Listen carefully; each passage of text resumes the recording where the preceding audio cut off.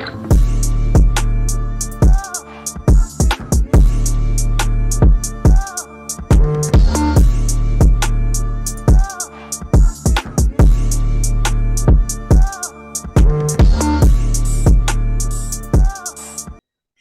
y'all, welcome to the Womenomics Podcast. I'm your co-host Tiara Bryant.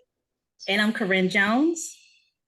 And we have a special guest in the building. Y'all know him as Todd Billy, but we know him as Charles. Sometimes I know him as Todd. I get it mixed up. I'm like, during this podcast, I will not call him Todd, but it's one and the same to me. Nah, introduce yourself to the people. You guys can hear me, right? I switched to the headset, so the audio should be a little bit better. But man, Charles Oglesby, also known as Todd Millionaire. It's funny because people, they really want to know what's Todd and what's Charles. And I would just say that like Todd is kind of like the brand of Charles, and then Charles is the person that I was born into. And so it's like Jay-Z said, it's like nobody's built like you, you design yourself. And so in my opinion, like Todd is the person that I'm building. Charles is the person that I was born into. And I kind of wrapped that around a brand called Todd Capital. And Todd Capital is an investment. I would say it's like an investment education company. So really what I wanted to do was close the gap between what I experienced when I was working and what the community needed. And the reason why I say that is because I have a degree in finance. I worked as a financial advisor, Series 7, Series 66, life and health insurances. And then I worked as a private banker on the path to becoming a private client advisor, where I was working with clients who had over $250,000 in assets or more. And then I left that and I went to law school, and I paired my law school degree with my finance background. I was working in a family office with a family that was worth over $200 million. And so what was interesting is throughout my career, the amount of wealth that I've had access to has increased. The only thing that I noticed was it was never no Black people there. And I had a problem with that for a few reasons. First, when I was as a financial advisor and a private client advisor or private client banker, I couldn't really work with people who had an inclination to work with me. We tend to kind of work with people who look like us, but I didn't work in a firm where the products matched my natural market. And so I had to create products that fit my natural market. And the beginning, what I did is I did a lot of free stuff. So we didn't charge for a lot of things. And then we slowly began to monetize, knowing within like the laws and regulation, me not being licensed anymore since I wasn't with like a larger firm, I couldn't like sell investments. But what I could do is I could educate people in the space, or I could collaborate with people by doing like joint projects and things like that. So we started an investment club. It had about 300 people in there. It was crazy. It grew well past what I thought it could grow into. But when that happened, I realized that this guy right here had the ability to do something massive without being backed by a large firm.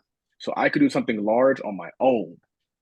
And then I took that, we started buying rental properties, and that was cool. Turned out to be a lot of work. And then what I started to do is package up all the things that I knew and just like get it to the people. And I realized that I could have a larger impact teaching what I know as opposed to being the end all be all and making people come to me. And so when I did that, a lot of things took off for me. That's dope. So I love how, your brand is really teaching people, especially people who look like us, how to become entrepreneurs in so many different ways. With your Freedom Pack, you have so many things that's included. It's learning options, Turo, rental. It's just so many ways that you can make money out here, and you make all of this financial education affordable. But we would love to know, like, when did you know that you could be an entrepreneur? That's a good question, because I don't know if I ever knew. I just knew that it was something that I wanted to do. So I would say when I was young, I just wanted to make money. And I knew I wasn't old enough to work a job. And so I want to say I was around like 12 or 13, and my uncle had a bunch of puppies. And he had some golf clubs. And I wanted those golf clubs because I didn't have any golf clubs. And so I told him, I was like, how can I make some money? And he told me, well, if you go out there and you shovel up that dog poop in the garage, I'll give you these golf clubs. And I was like, I just got to do that for this? All right, cool. So I went out there, shoveled the dog poop, ran around with the dogs for a little bit, and got the money to get the golf clubs. So I did that. And then I don't know how it happened, but I think we like would go to the stores at like Smart and Final, and I would notice that you could buy a big box of lollipops, which is like 50 lollipops for only $5. It was very inexpensive. It was like $5 for the whole box of 50 lollipops. And so I'm doing the math, and I'm like, all right, so if I sell each lollipop for 25 cents, I could essentially make $15 per box, and it only cost me $5 to get it. It would probably like $3 to get the box. $3 to get the box. This is like way back in the day. So I was like, all right, I'll do that. And so what I would do is I would start selling suckers. And then what I started to do is I would get like shock tarts. You could buy a thing of shock tarts for like $8, but there was like 12 in there. And then I had to sell those for $1. There's 24 in there actually. You buy it for $8, there's 24 in there. So anyway, I started selling candy, and I was doing that. And then when I went to college, we started promoting parties. We had a car wash. And I want to say college is around the time that I read the book Rich Dad Poor Dad. And when I read Rich Dad Poor Dad, that's when he told me that rich people own their own business. And I was like, this is great because I'm in school for business. I was already in college, getting a degree in business finance.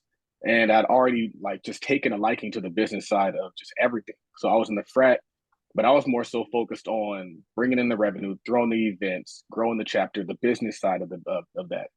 And so I would say like reading Rich Dad Poor Dad kind of solidified the knowledge that I had that I wanted to do something entrepreneurial. And then I didn't really understand that I needed to pair my expertise with my entrepreneur ambition until I got out of law school. Because if you look back at my path, I was doing anything that just looked like a business. And so that light bulb really went off for me when I was running a necktie company. And the necktie company was called Hunter Todd Neckwear. And I got the idea from learning about Ralph Lauren. He started his company with neckties, selling neckties. And so I was like, okay, cool, I'll do that.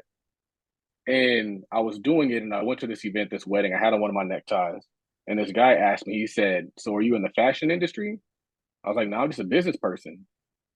And then I realized all the limitations that I had on growing that business because I didn't have the expertise in that lane. And so I was like, all right, degree in finance, all this years of experience in finance, let's pair your knowledge and your background with your entrepreneur ambition. And that's when I started to see massive traction. Wow. That's dope. So what was the shift in your mindset at that point? From like when you finished law school, you started working at a firm to where you are today. A lot of people want to skip all the ups and downs that come with it. And sometimes we're faced with so many different emotions and experiences along the way. And we don't know that that's normal as you're transitioning from either a 9 to 5 or you're just new to this whole world of entrepreneurship and you don't have a model to model yourself against. So for you, could you share with us like what has been, like where did you start in terms of how you saw entrepreneurship and working for yourself and building on your own to where you are now? I would say that I always saw the life that I wanted. I always knew the cars I wanted to drive, the watches I wanted to have, the family that I wanted to have, the clothes I wanted to wear. And I was fixated on that vision for what I wanted to accomplish in life.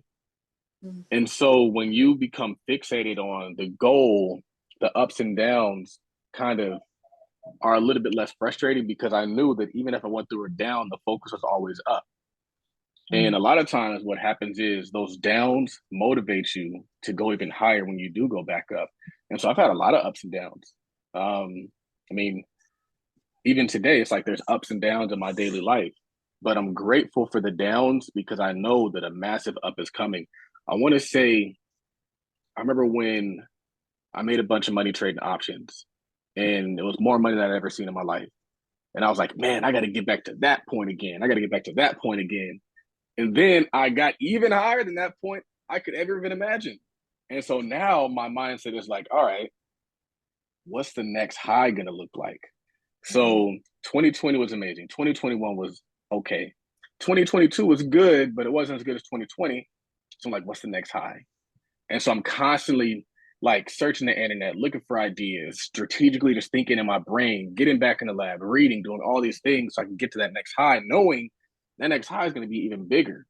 So my mind is, once it gets exposed to certain things, your next goal has to be a little bit higher. So my next goal is just like massively high. And I'm comfortable now, I'm happy now, but I'm like, what can I get next? And so I would say like optimism is heavily underrated. We don't talk about being optimistic enough. I always believe it can work out for me. I always believe that I'm going to win. I always believe that it's possible. And a lot of people, they become so pessimistic that they never try, they never do. The people who are waiting for perfection are actually pessimists because they don't believe it can work. And so they're looking at all these different ways that it can't work. So they got to find that one little sliver, like, this is the way that it works. I believe anything that I put out is going to work. So I don't care if it's the best version of this or the most perfect version of this or the most tried and true. Like, no, I just believe whatever I do is going to work out for me. And so that's how I approach everything. And it tends to work out. I think that not a lot of people, they want to be, I'm a realist. I don't want you to be a realistic. Success is not realistic, because if all that we did out here was realistic, we just be sitting there talking about what happened to us in the past. Oh, well, you don't know what happened in the 1800s. You don't know what happened to my grandma. You don't know. I'm not saying who cares, but I'm saying that they would rather you press forward and do great things than dwell on what happened to them and then tell yourself that you can't do anything because it happened to them. What about you? What about taking advantage of the things that are in front of your face right now?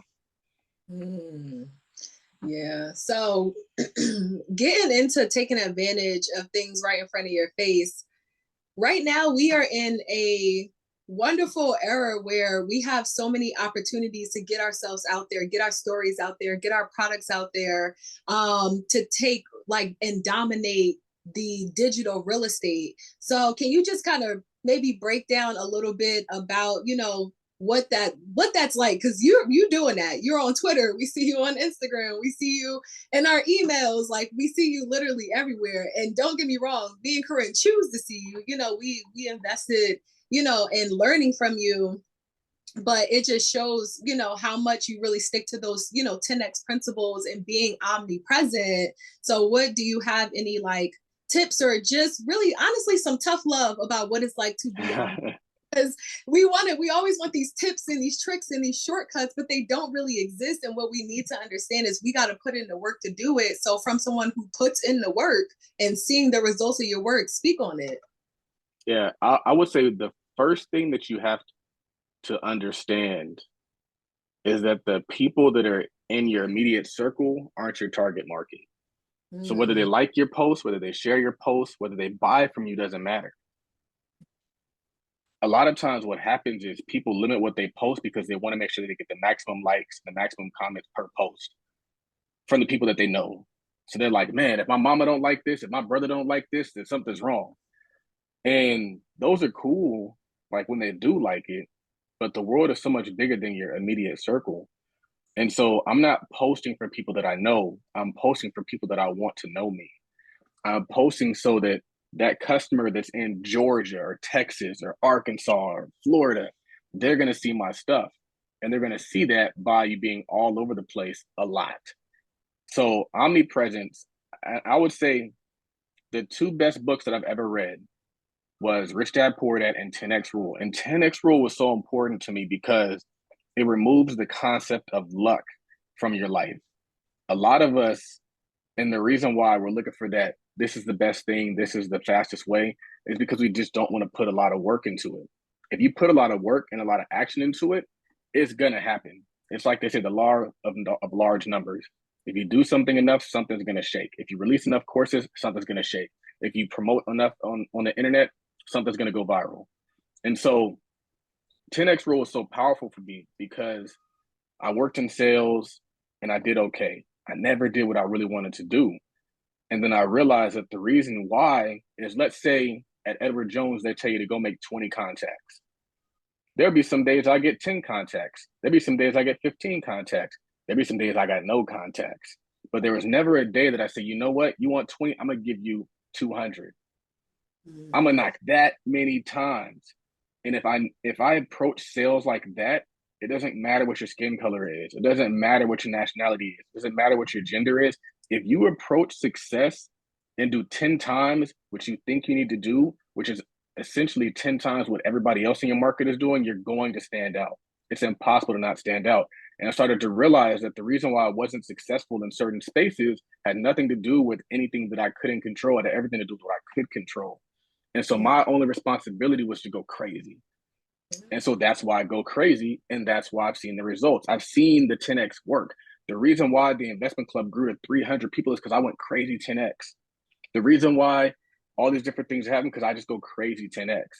I need to cycle back and read the book because there's a lot of individual principles in there that I've kind of gotten away from. But I would say the two best books you can read is Rich Dad, Poor Dad, 10X Rule. And then for some reason, I'm finding that a lot of people, even if they read Rich Dad, Poor Dad, it doesn't lock in because they haven't read Cash Flow Quadrant. So I got to throw Cash Flow Quadrant in there as well. We're going to call it the same book. But yeah, omnipresence is so important. You got to be, and the worst part about it, what frustrates me is it's free. It literally costs you no money to post on the internet and people don't do it. It's a free gift for you to find customers. And it wasn't always like that. It used to just be like posting pictures to show pictures of your food. Like you look back at my old personal Instagram, it's like food pictures, car pictures. There was no offer, no call to action. And then I started realizing like I can use this same thing to tell people to buy my stuff. So let me just do that more and it works out. Well, that's really cool. Like being in the Todd Capital Mastermind, that's how I found out about the 10X Rule book. And what stood out to me when we would talk about it in the masterminds is how you can 10X anything. And at first I would think, wow, like if I intended to go to, as a mobile notary, visit 10 nursing homes today. And I remember Bruce was saying, why don't you make a list of 100 to visit? So I immediately thought, well, wow, that's just too much. Like I don't have the capacity because my mind couldn't wrap myself around it. But if I sought out to go to 100, I'm going to go way past the 10. Way past the 10. It's not just necessarily getting to 100. And so it's changed the game of how we think about the execution, how we think about getting there. And that's just the biggest game changer. But along the way with like 10Xing things, you have to make those sacrifices. So if I'm setting out to visit 100 nursing homes, then that's going to change what my day looks like. That's going to change how I prioritize other things. So what has been some of the biggest sacrifices you've had to make? And I know that there has to be some for you to reach the level of success you amounted to. I would say in the beginning of my journey, I always talk about what I was doing business-wise, but I don't really talk about what I was doing work-wise. So I was working. I had a day job. I was working in a personal injury law firm. I have a law degree. And so I was there probably about 60 hours a week just because of how my life is situated. So I live in the Inland Empire. I commute to LA to go to work. LA is about, during traffic hours, high traffic hours, it could be about an hour, 2 hour, like a 2 hour commute. So you can either drive 2 hours or you can take the train 2 hours. So I'm leaving the house at 6 to get to the office at 8. And then what I would do is I would work until 7 because I didn't want to ride in the high traffic hours. So if I left the office at 5, then I'll be in traffic for 2 hours and get home at 7. So I would just leave at 7, get home at 8, or take the train and get home at 9. And so I was working 8 to 7, which is an 11-hour day, 5 days a week, plus all the commuting time. And then I worked a weekend job. So Saturdays and Sundays, I was typically working to get the extra little bump that I needed to be able to save and invest and pay off credit cards and that kind of stuff. And then sometimes, even after I left that work job, that weekend job, I would go and I would do Uber late at night. And so the sacrifice that I was willing to make was investing what I had to get to what I want to. And a lot of people, they're not even working hard enough there. And the stuff that's easy, the low-hanging fruit, a job is low-hanging fruit. All you got to do is show up and get paid. So if you're not showing up for as many hours as you can, that's a problem. Now, the thing is, while I was doing all that, and even when I was on the job, I would still be like drafting emails, doing social media content, and doing all that stuff. So you can run things simultaneously because that's just how the internet works. We don't have to show up somewhere to work on our business. All you got to do is pull up your phone. So I'd have this screen on that. I have this screen on Twitter, or this screen on Facebook, or this screen on Gumroad, or this screen on whatever. I'm just running sales, running promos, doing all that stuff throughout the day. And so I would say in terms of sacrifice, I had to sacrifice hanging out, taking vacations, buying designer, doing all that stuff, I had to literally crack down and go very, very frugal. And I'm very big on frugality, especially when you are at that point to where you're grinding to get to that nest egg. Is it's actually more of a flex to be frugal than it is to spend money that you don't have to look like you have it. Like if I don't have it, I really don't want to look like I have it, because that's going to keep me trapped in the space of not having it. But the thing is if you live that way, there's going to come a time when you have so much more than anybody else could imagine. The things that I've sacrificed, I get in abundance now. So the designer stuff, the vacations, the steak dinners, all that, I get it in abundance now. I do it whenever I want to. Like, oh, we got a steakhouse here, let's go to the steakhouse. But I wasn't doing that. I would go, it would have to be a very special occasion, like, oh, it's Valentine's Day. We're gonna go to Fleming's, girl. All right, get ready. And now it's like we went to Fleming's, we were in downtown LA, we just went to Fleming's, like, all right, we're going to Fleming's. And so like the sacrifice comes back to you in an abundance. And I don't even look at it as like a sacrifice. I look at it as an investment. And a lot of us think that you have to only invest capital. There's so many other things that you can invest and ultimately get a return on that aren't money. You can invest your time, your talent, your experience, your value, all these different things are going to get you that ultimate return, which could be money and likely will be money. But I only share that with people because when we aren't creative on the things that we are capable of doing, we always reduce it to money, not realizing there's other things that we can do that are going to bring the money to us. So, I mean, there's multiple layers in what I've done in terms of like just showing up and helping other people. So a lot of the connections that I have are just because I showed up and added value to somebody else. I showed up and helped them make money, showed up and helped them get sales, showed up and taught a class for them for free. Like the reason I'm even in the course game is because somebody said, I think you could teach courses. I didn't believe in myself to teach courses. And so I showed up, I taught a course for him for free, or not for free, but for very low cost. And then he wanted me to teach another one. And I was like, hold on, player. I feel like I have some more value here. We should negotiate a better split. He didn't want to negotiate. Shout out to him though. We're still friends to this day. No ill will. But yeah, I would just say like adding value is gonna, I don't believe I don't believe that anything that you do doesn't ultimately add value to where you're going. So anything that you do, even if you don't see the immediate fruits of it, they're going to ultimately allow you to win in some form. No, that's that's I just want to talk about you pouring into people very quickly, because as recipients of the weekly pour into, I want to talk about just how transformative masterminds has been, to you and your business, your growth and mindset, just coming up with, new ideas and stuff like that. Books play a big role in fueling creativity, but putting yourself around like-minded individuals that are not, necessarily in the same industry does just as much, if not a little bit more. So I want you to talk about kind of like how you came up with the idea of creating the mastermind, and also like how have you been a part of masterminds that have grew and stretched you? I can't honestly say that I've been a part of that many other masterminds. Everything that I've been a part of has been one that I've kind of created. I was a part of the morning meetup with David Shands. And I did get a lot of value from that. I met a lot of really good people, learned a lot of lessons. The only reason why I'm not a part of that is because it was at 5 o'clock in the morning every morning. And I'm not going to wake up at 5 o'clock in the morning every morning. So that's the only reason why I'm not a part of that. It was the price was fair, a ton of value. I can't think of any of the masterminds that I've been a part of. But I would say that the reason why I created it was a lot of it is I just share my knowledge and my information on the internet. And then with that comes a lot of DMs and a lot of questions.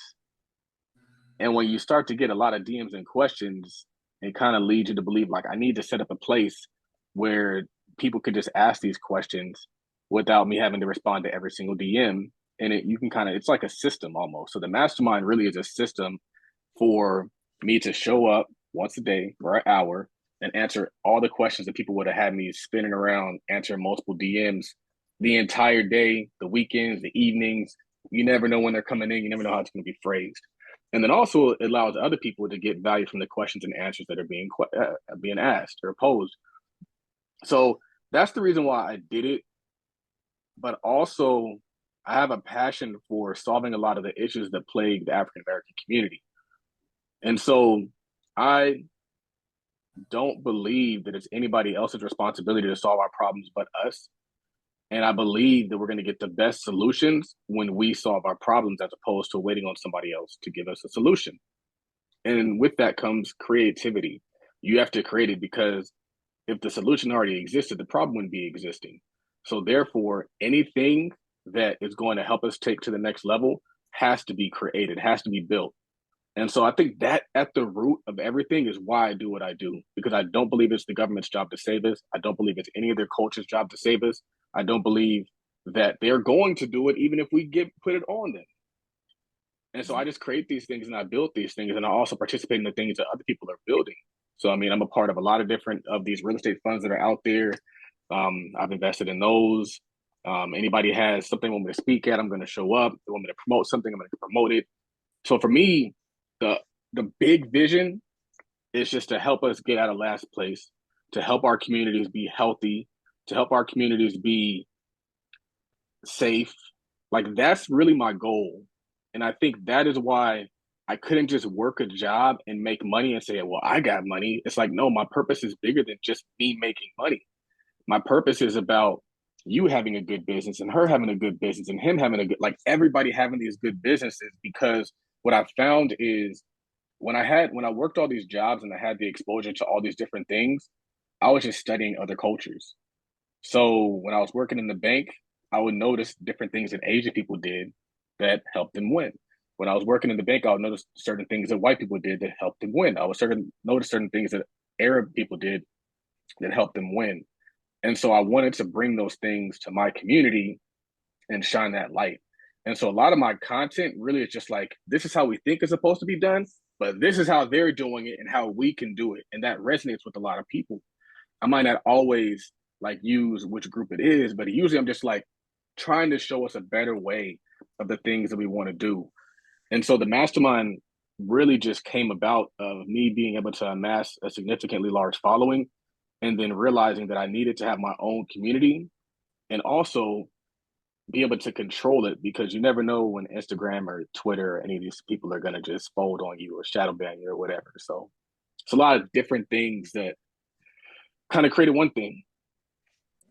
Yeah, it's so interesting you share that, because right before we started the podcast today, I mean, the episode, I was telling Tierra that very thing. I was like, I kind of want to take a different direction with this session, because I sense that you have a bigger vision of why you do the things that you do. I get that you create accessibility. I get that you want to give back, but it's so much bigger than that. And so I was going to say this question to the end, but you kind of already answered it, but I'm curious if you have more to share. Like, what legacy do you want to leave? Not necessarily when you die, but overall, like, what is your vision for all the work that you put in, all the selflessness that you do to make things better for me as an entrepreneur, for Tierra, and so many other people that you don't even know. So I know you have a bigger vision. So what is your legacy? Wow. I want to make us competitive.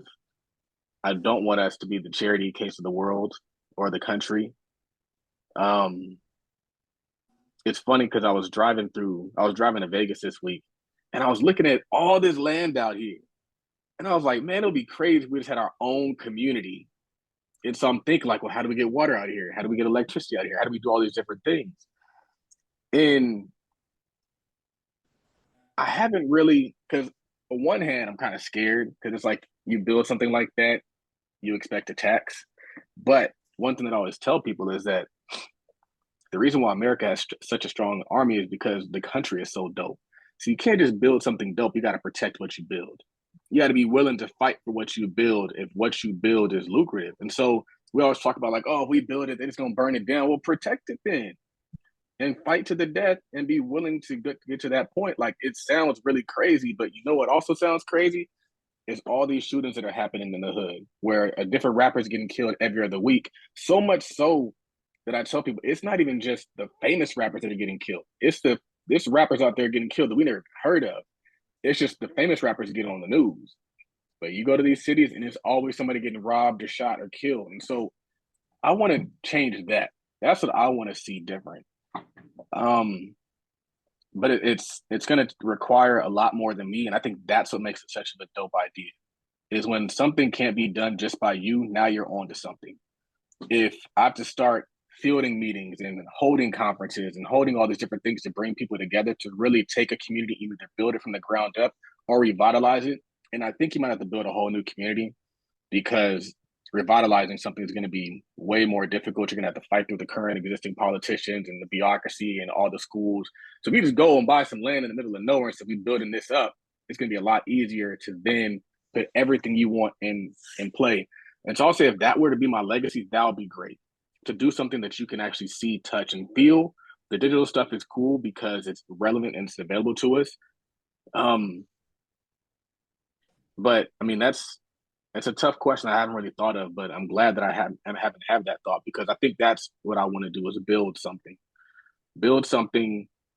And it's funny because a part of the reason why I was looking at that is because I look at like some of these countries that aren't the United States. So you look at like parts of Africa and you're like, man, what can we develop or build there? It's like, why do that? Why go all the way over there when you got this desert over here, or you got this land over here that we can just build something there? So it's a lot, and it's kind of scrambled up because I haven't really put it on paper or really put it into thought. But I think that's where my mind is trending, is to kind of build what we want as opposed to begging for a place in somebody else's society. Yeah, that's dope. I love that. It's kind of crazy. I'm on my Elon Musk stuff. It's funny. I have to be okay with things that might not make sense to other people. That's or right. People might be like, oh, that's crazy. Why would you want to do that? Like, okay, all right. We don't just keep setting up our water lines and setting up our electricity and creating turbines and stuff. And you're going to want to come in a black utopia. Exactly. It's going to be walled in. It's going to be a big old wall around it. You can't get in. It's only one way in. It's got a big old gate. Right. No, that's good. And it's funny because we had a earlier episode and last season I was just talking about like the yay effect. I gotta say it the right way. The yay effect, but really just right. Right. I always say ye effect, but it's the yay effect. So Kanye West. But the point is, we were just talking about having that unwavering belief of self. And I think that I know that just in talking to you and experiencing you, and even just spending time having this type of conversation with you, you see your level of belief in self that you've had from way back then, right? Way when you were thinking about the cars you wanted, thinking about the watches you wanted, thinking about the life that you wanted to live. And, a lot of people call that, manifesting and things of that nature. But, we can't manifest what we don't act on, right? But we have to believe that we can actually achieve these things even when they don't look or feel or sound achievable. So I think you're such a prime example of that. But can we just like touch a little bit? Maybe if you have, I don't know, like a pointer or something to give to someone to help them understand like how important belief in self is, and, where you kind of got yours from, or how you've built to be where you are now, and how you believe in a way that you believe in yourself now. Excuse me. Man, you know what?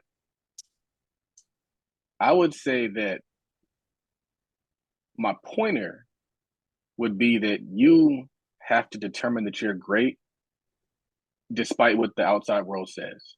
Mm. And the way that I kind of gained this level of belief in myself is it was taught to me from my mom, which is, I think, the same thing that happened to Kanye.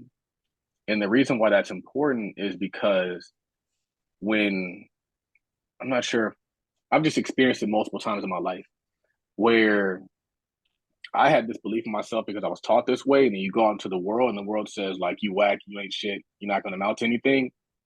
And you're like, but that doesn't make sense to me because my whole life I've been told that I'm great. So that doesn't make any sense to me. I got to figure out how to prove that I'm great.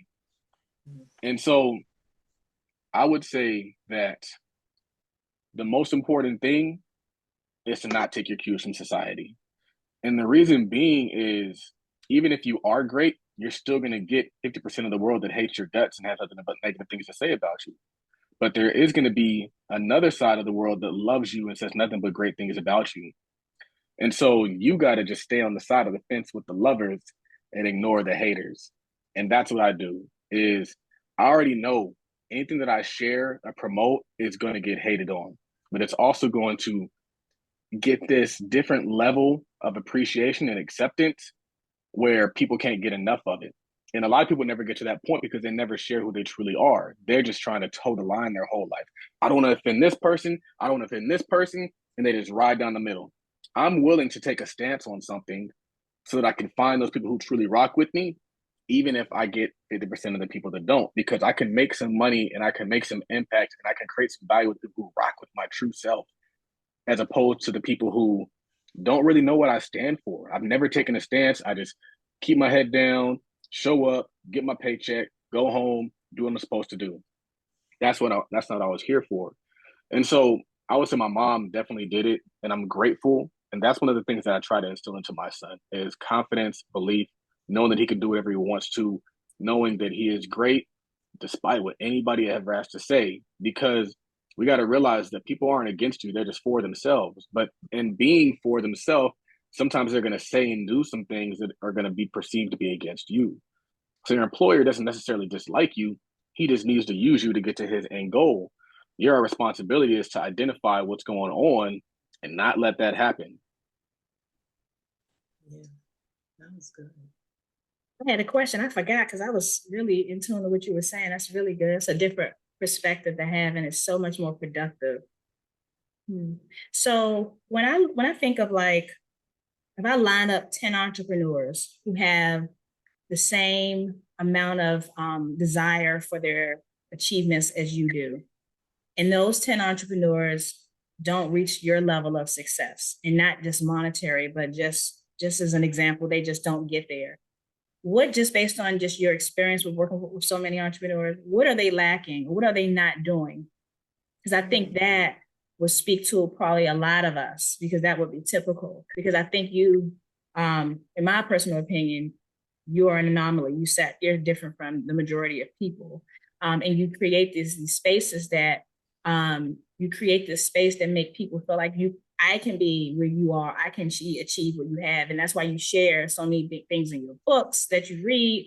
You create mastermind spaces. You make resources accessible. So it's nothing stopping me from achieving $1 million in gumroad sales. Shout out to you. But at the same time, many of us don't get there. So what are those 10 entrepreneurs lacking that you have or you overcame? I feel like I was going to say one thing, but I'm going to say another, and I might still say that other thing. I think what I have the ability to do is be a contrarian.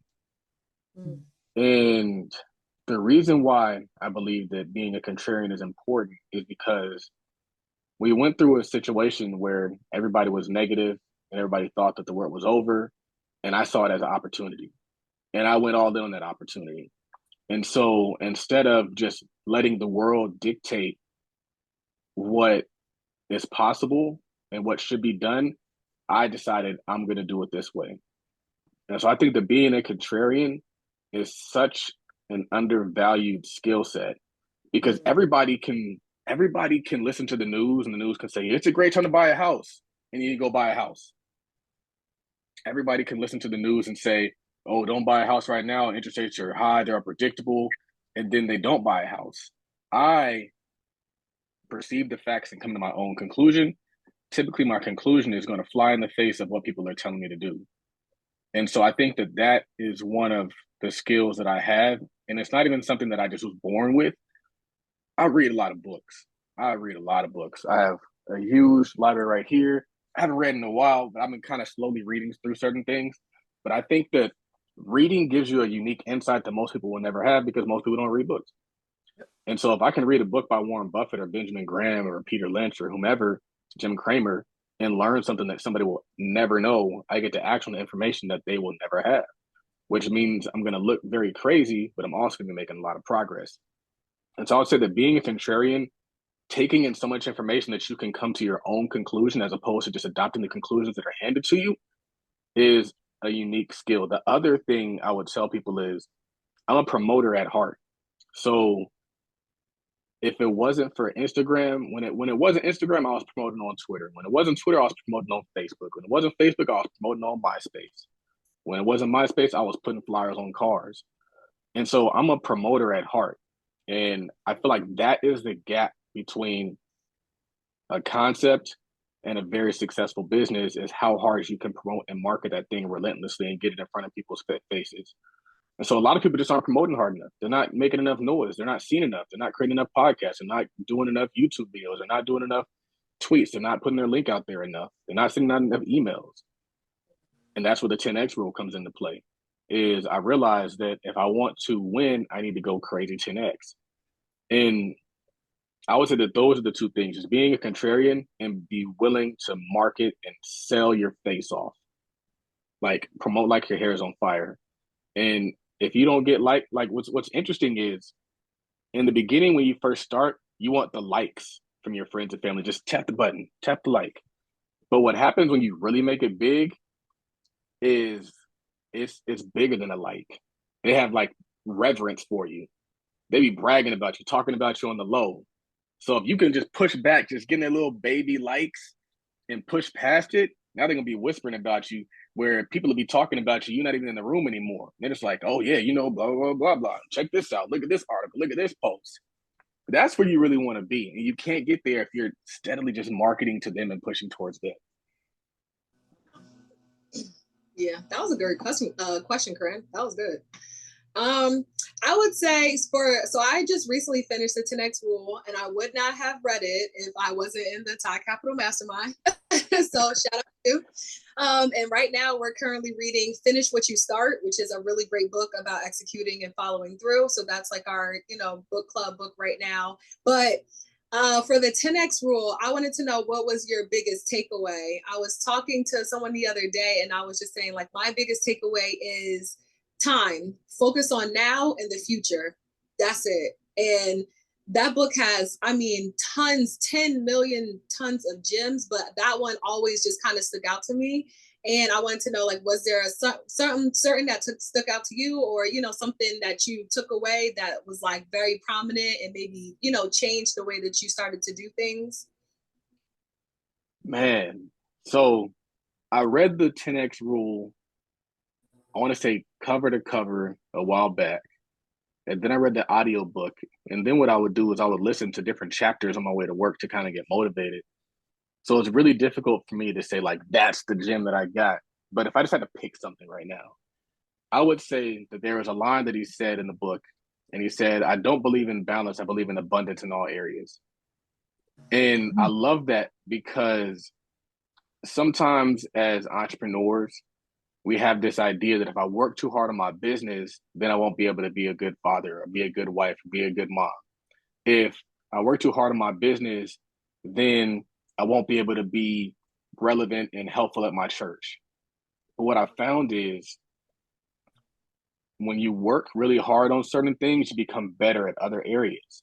And so it's kind of like this, I wouldn't say defeated belief that we have, but I think that might be the best way to use it, where you hold back on success in one area, thinking that it's going to give you the time and the ability to be successful in other areas, not realizing that if you actually went full throttle towards your success in your business, it's going to allow you to be so much better in church, in your family, as everything. And so I think that that's what I took from that the most. And the reason why I think it's important, and this is what's interesting, is like, moms can give you good gems, and they can also give you gems that kind of hold you back. And one of the gems my mom always told me was like, balance. You need to have balance. You need to have balance. And so I'd always try to have balance. And when I saw that quote, she was the first person that I sent that quote to. I screenshot it, highlighted it, sent it to her. I was like, you always told me to have balance. I'm supposed to have abundance in all areas. So now she knows, like, my mindset is always on abundance. I want abundance. I don't want more than enough. We've always been told, like, oh, you don't need that, or blah, blah, blah. And I think the needs-based thinking is either scarcity-minded or poverty-minded, because I want more than just what I need. I want an abundance, and an abundance allows you to have what you need and take care of what you got and help others.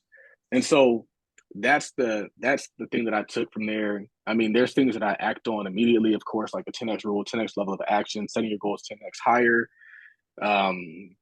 commit first, get started, or get started, get fancy later, commit first, figure out the rest later, all that stuff. But I would say that the balance piece really struck a toll with me. So let's get back to the basics. Like, what's your morning routine? How do you start your day? I don't have a morning routine. You do. You honestly, have to do. You must do something consistently that sets your day for success. Besides the you know master. what the problem is? I was on my phone last night and I was looking for a picture in San Diego because I wanted to find a picture of me and a family member, and I found a picture when we were at the San Diego Zoo, and I saw a picture of the lion, and the lion was just laid out, like he was just napping, and I was like, I feel like when you get to a certain point, like when you're like the king of the jungle, all you want to do is chill. And I feel like, unfortunately, that's kind of where I am right now. I just be chilling. So, like, it's not an inspiring answer, but I would just say, like, I'm always up by like 6:30. I don't sleep in. And then usually what I do is I look at the stock market. I see what the stock market's going to do for the day. I make me some coffee, and I might play a quick game of Madden. And then by that time, usually my son's up. And so we'll get up, get him dressed, get him ready for school. And then if there's an 8 o'clock call, I'll hop on that 8 o'clock call. And that's it. I don't have like a super like sexy morning routine.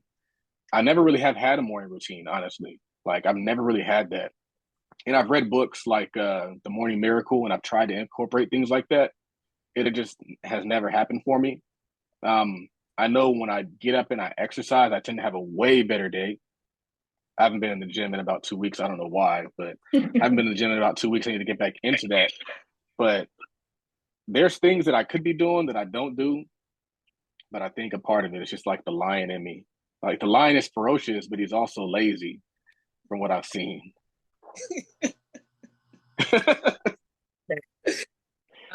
funny. I mean, listen, like you said, once you reach a certain level, you deserve that rest and relaxation. So this is our final question, and you've given like so much already, and I know people are going to take a lot from it, but if you could sum it up, maybe what are some tools that you have in your toolkit that helps you show up for your business every day?